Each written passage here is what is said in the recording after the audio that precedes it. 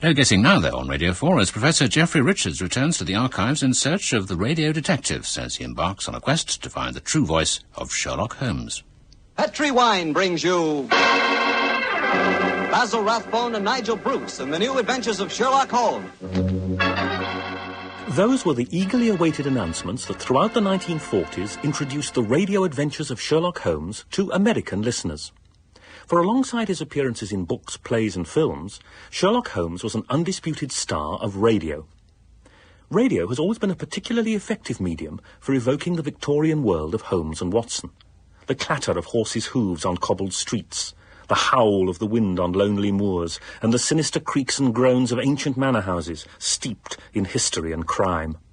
With an adroit mixture of sound effects to underscore Doyle's vivid prose and memorable dialogue, the listener is well and truly launched on a voyage of the imagination. At the heart of this world is the voice of Sherlock Holmes. Everyone knows what Sherlock Holmes looked like. He was one of the great profiles of fiction, as Orson Welles reminded radio listeners in 1938. There are only a few of them, these permanent profiles, everlasting silhouettes on the edge of the world. Tonight we pay tribute to the most wonderful member of that most wonderful world. The tall gentleman with the hawk's face and the underslung pipe and the fore and aft cap. A gentleman who never lived and who will never die. Sherlock Holmes. But what did Sherlock Holmes sound like? I've donned my deerstalker and Inverness cape and am prepared to brave the hazards of the dustiest archives in search of that elusive quarry, the authentic voice of Sherlock Holmes. Where else to begin but with his creator, Sir Arthur Conan Doyle? With regard to Sherlock Holmes, I was, when I wrote it, a young doctor, and had been educated in a very severe and critical medical school of thought, especially coming under the influence of Dr. Bell of Edinburgh, who had most remarkable powers of observation. He prided himself that when he looked at a patient, he could tell not only their disease, but very often their occupation and place of residence. I thought I would try my hand at writing a story where the hero would treat crime as Dr. Bell treated disease, and where science would take the place of chance. But Doyle's son Adrian had a different view about the character's origins, as he told BBC radio listeners in 1945. Who was Sherlock Holmes? Since the death of my father, this question has often been renewed. And in this connection, I regret to add that on one or two occasions, some gratuitous nonsense has been written on the subject by persons possessing no factual knowledge whatever. I am in a position to answer the question very simply. Sherlock Holmes was Sir Arthur Conan Doyle. A man, he once wrote, cannot spin a character out of his own inner consciousness and make it really lifelike unless he has the possibilities of that character within himself. But more than the possibilities were here. Many cases that had baffled the police were brought to him, and I can recall no single instance in which my father failed to solve the problem. He proved the innocence of a man convicted of murder. Holmes himself had no more difficult test. Dr. Joseph Bell, his old mentor, did indeed help to develop those powers. But the powers were innate, or no teacher could have stimulated them.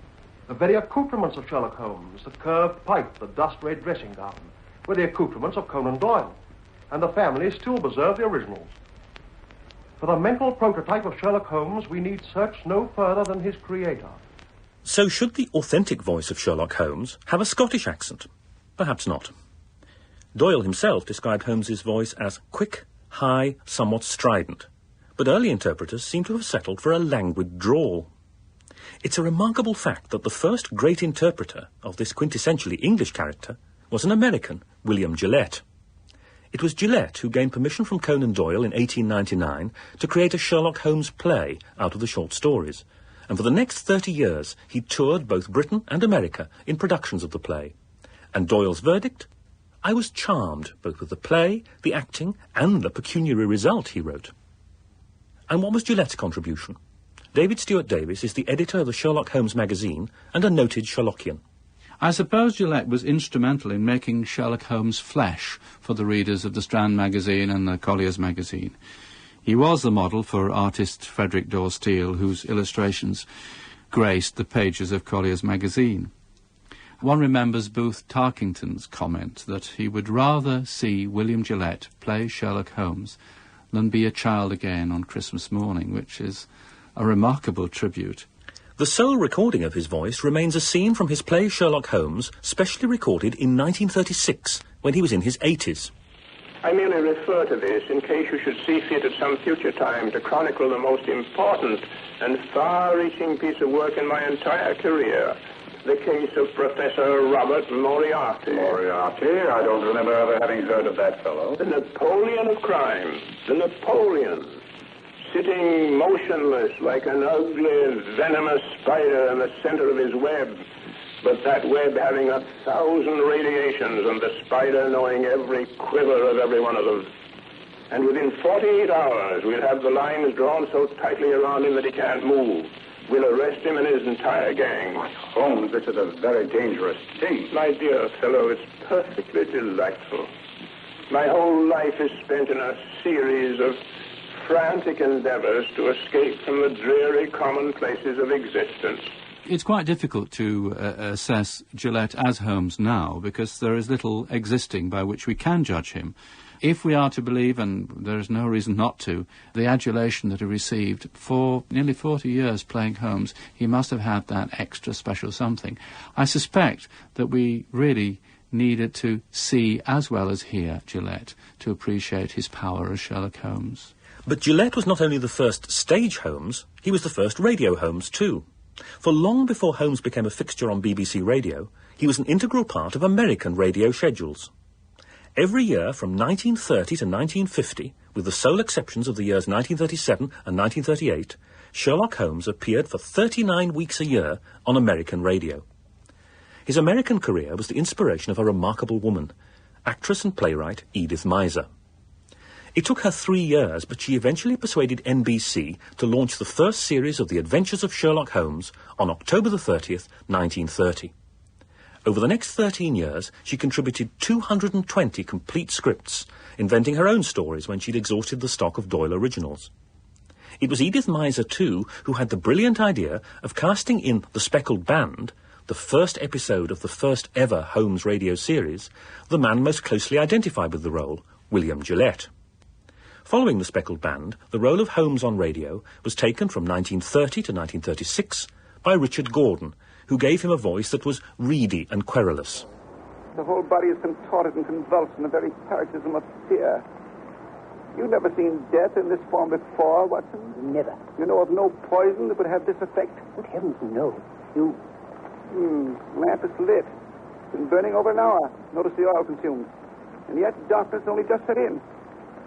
Did anyone call at the vicarage this afternoon? No, I was out myself, but my servant says he let no one in. Oh, then Tregennis was alone. I wonder. The window was shut at the time of his death, but the lamp was lit. Curious. Yes, by Jove, I think I found something. What's that you're putting in your pocket, Holmes? The lamp, of course, the lamp. Here, notice this powder which has been spilled in the base of the lamp. Red-brown powder. Give me an envelope, Watson. Give me an envelope. I must have suspected this powder. But why are you so excited about the powder, Holmes? Because it contains a solution of our mystery, Watson. It is the source and the solution. Then, in 1938, the year after Gillette died, the Mercury Theatre on the Air presented a new Holmes. The role was undertaken by the then enfant terrible of the American stage, Orson Welles, just 2 years before he created his cinematic masterpiece, Citizen Kane. The amazing thing about the Wells broadcast is that he was only 23 at the time. And not only did he star as Holmes, but he had adapted the play as well. His Watson was Ray Collins, who appeared with him in Citizen Kane, who was nearly 50. Interestingly enough, the voice that Wells used to introduce the show, his own, I suppose, natural, slightly actorish voice, was deeper and darker than the voice he used in the actual play itself, in the adaptation. This was light and smooth, not unlike a young James Mason, and he spoke brightly and quickly, as though this was a method of establishing his brilliance as a detective. Billy, the gentleman I'm carefully pointing out to you with his .45 desires to have us gather something of his left hand inside coat pocket.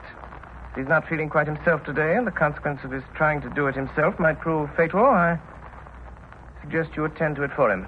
Yes, sir. Is this it, sir? This gun? Quite so. That's all, Billy. Shall I see if he's got another, sir? Why, Billy, you've surprised me. After the gentleman's taken the trouble to inform us that he hasn't. When, sir? When he made a snatch for this one. And now, Professor... So sorry. That's all, Billy. Thank you, sir.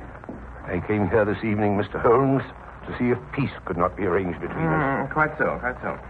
You've seen fit not only to reject my proposals, but to make insulting references coupled with threats of arrest.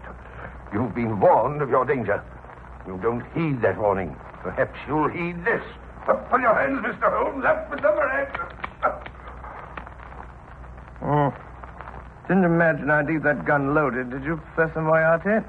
But the golden age of Holmes on American radio was 1939 to 1946, the era of Basil Rathbone and Nigel Bruce.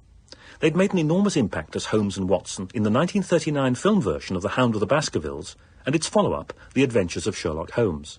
They were immediately called upon to recreate the roles on radio and played them for the next 8 years.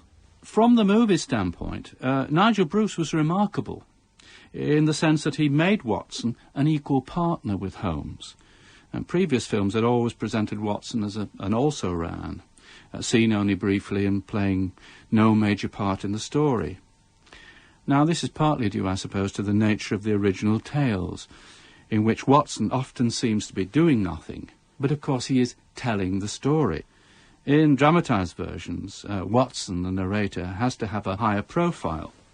So Bruce achieved that by being a comic foil, an older, buffer type comic foil. Actually, despite being younger than Rathbone, he always looked and sounded much older. And the age difference was carried over into the radio shows. I'm Dr. Watson, and this is Mr. Sherlock Holmes. How do you do, gentlemen? I must apologize for not giving my name to your housekeeper, but I have to be so careful. Yes, we quite understand, my dear. Of course, you're wondering who I am and what's brought me here. My own theory would be that you are Miss Harriet Irving, and that you've come to me to elicit my aid in proving that Mr. Binion did not murder your father. Holmes, what on earth are you talking about? You're absolutely correct, Mr. Holmes. But how did you know? I deduced it, Miss Irving. You're wearing very new and extremely expensive mourning, presumably for the first time, since a few basting threads are still in evidence. You wear no rings, so evidently you're not in mourning for a husband. The only man whose death the papers announced in the past few days and who left a young daughter wealthy enough to purchase such garments is Sir Edward Irving. And since the police have already made an arrest, obviously you wish me to disprove the police theory and intercede for young Binion. Mr. Holmes, you're wonderful. That's just what I want you to do. Rathbone had a brilliant, incisive, dark voice, an ideal radio voice for Holmes, I think. But I suspect that the rehearsal time for these shows was short, and sometimes it shows in the sometimes shoddy delivery of the lines. And in the later programmes, Rathbone occasionally sounds bored and simply going through his paces. However, it's fair to say that Rathbone giving a perfunctory performance is usually head and shoulders above the rest. In 1946, Rathbone gave up the role. He was fearful that he was becoming typecast and felt he could do no more with the part. But Holmes carried on for another 4 years on American radio without him. First, there was Tom Conway, best known for his film role as the suave sleuth, the Falcon. His cultivated purr was distinctly different from Rathbone's whiplash. It's my opinion, Watson, based on experience, that the lowest and vilest alleys in London do not present a more dreadful record of sin than does the smiling countryside. What a morbid thought. The reason is obvious. The pressure of public opinion can do in the city what the law cannot accomplish. There's no lane so dark that the scream of a tortured child or the thud of a drunkard's blow does not obtain sympathy and help from some neighbor. But look at these lonely houses. Think of the deeds of hellish cruelty, the hidden wickedness, which may go on year in, year out in such places and no one the wiser. Upon my soul, Holmes, you're in a particularly depressing mood. Hello.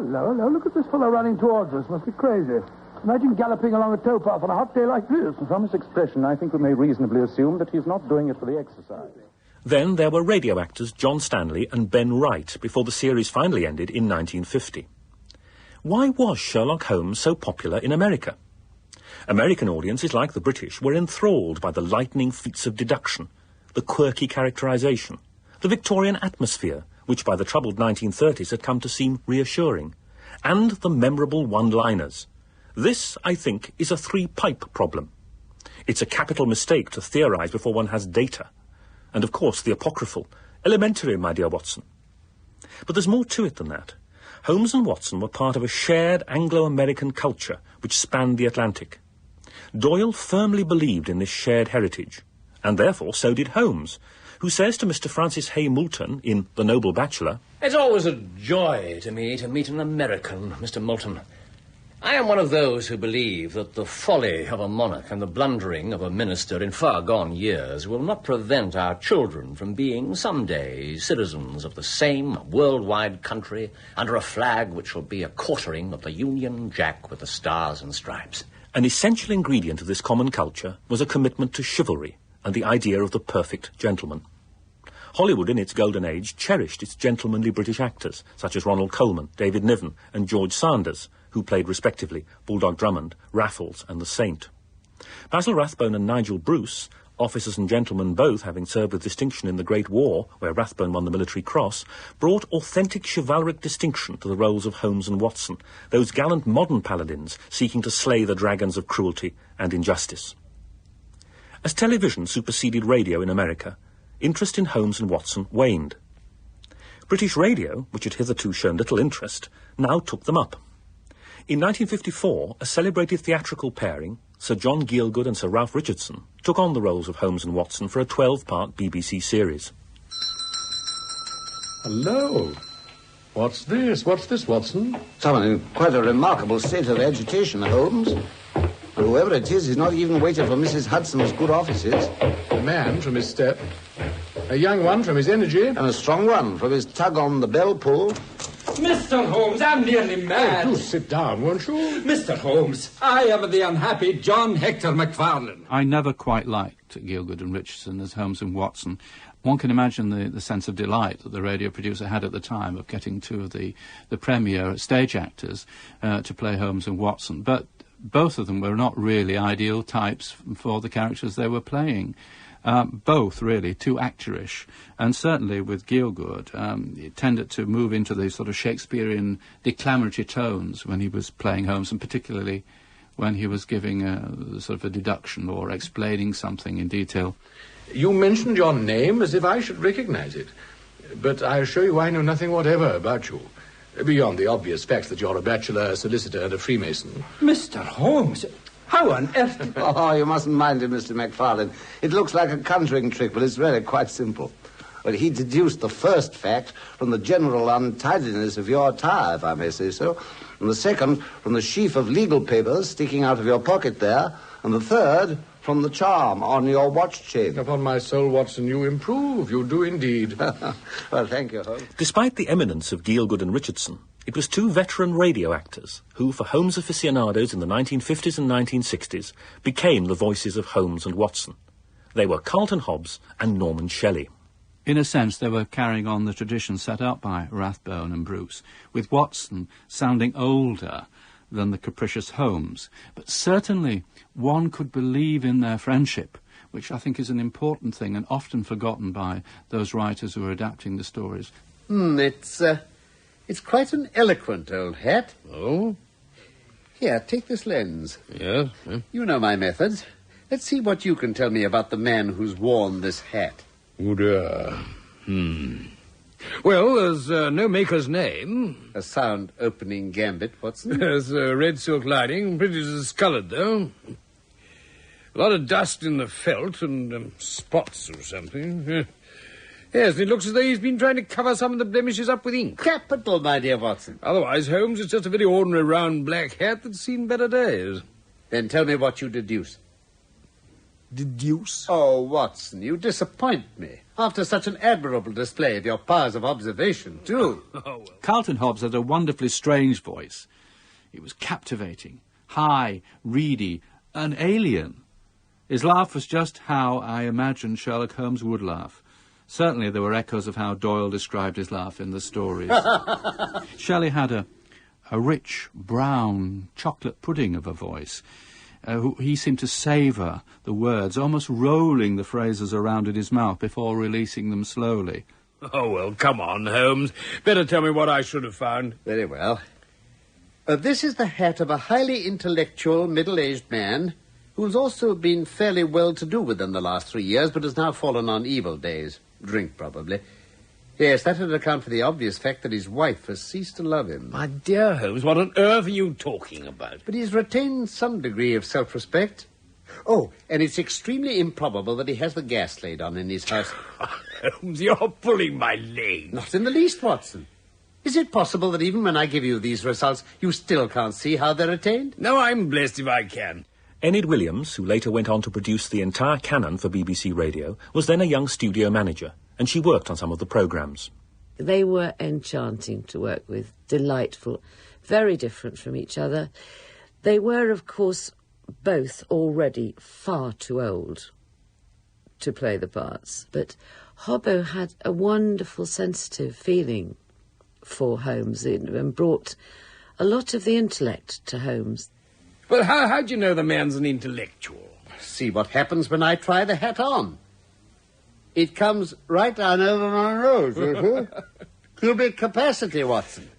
So large a brain must have something in it. Well, what about the decline of his fortunes, then? This hat is 3 years old. This is one of the first of these flat brims curled at the edge. Yeah. You notice the excellent lining. It's a hat of the very best quality. If this man could afford to buy it 3 years ago and he's still having to wear it in this state, then he's certainly gone down in the world.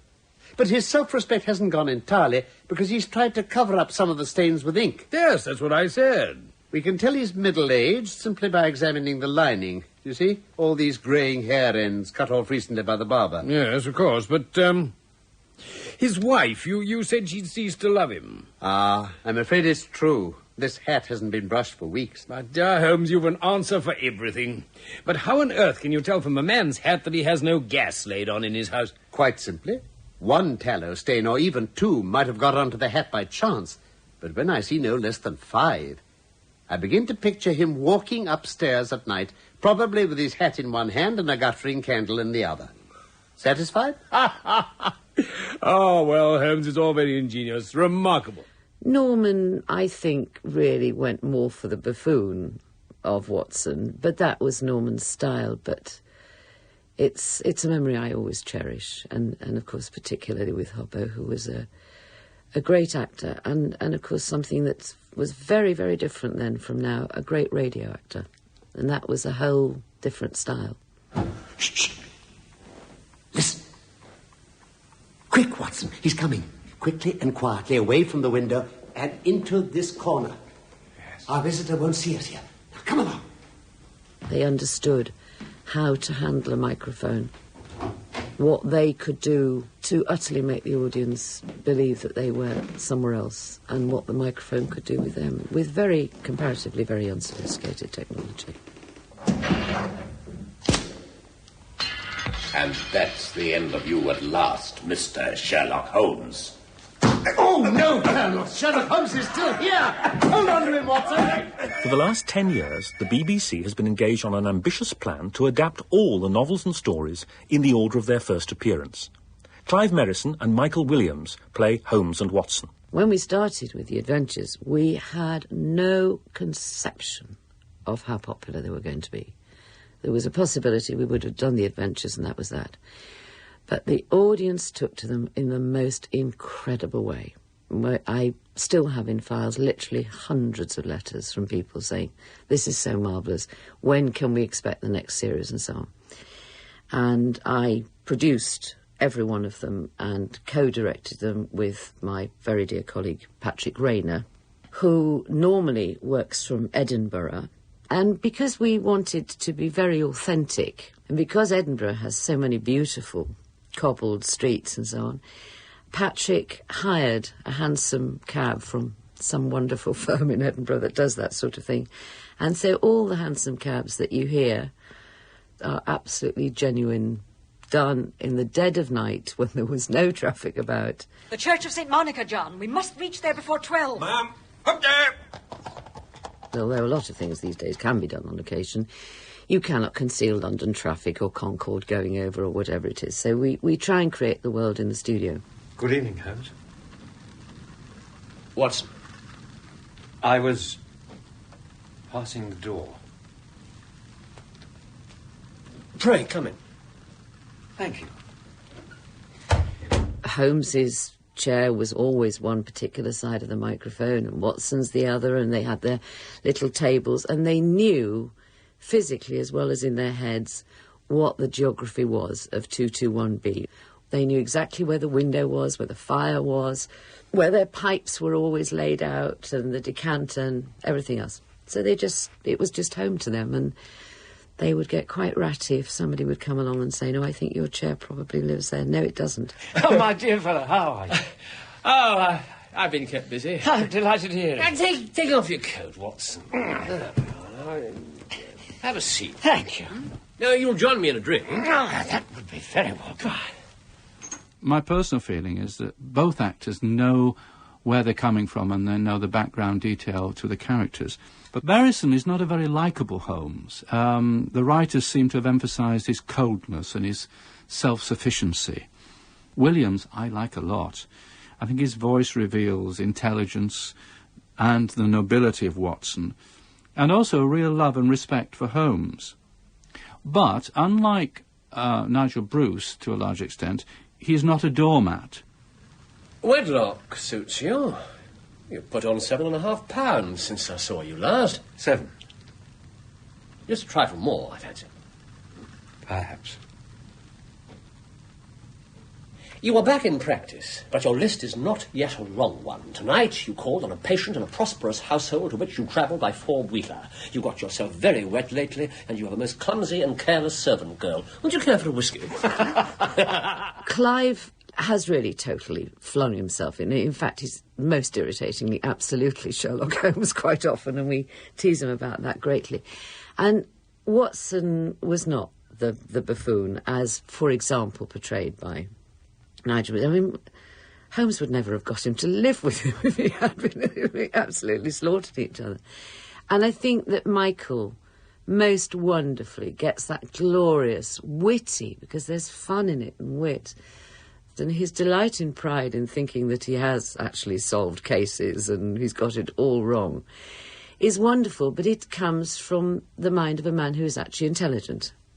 And they've both realised their characters. I mean, they realised them at the very beginning. They knew who they were playing. They both set out with a feel of the kinds of people that they were. And I think they really have achieved that. So we have reached the end of our quest. As the great man himself said, when you have excluded the impossible, whatever remains, however improbable, must be the truth. And the truth is that we have not one Holmes voice, but a veritable speckled band of Holmeses. So whether you like your Holmes old or young, urgent or languid, emotional or intellectual, there is a voice for you. So settle down by the fireside, switch on your radio, and return to that permanently foggy and endlessly mysterious London of the 19th century, where the urgent cry, "The game's afoot," means it's another case for Sherlock Holmes.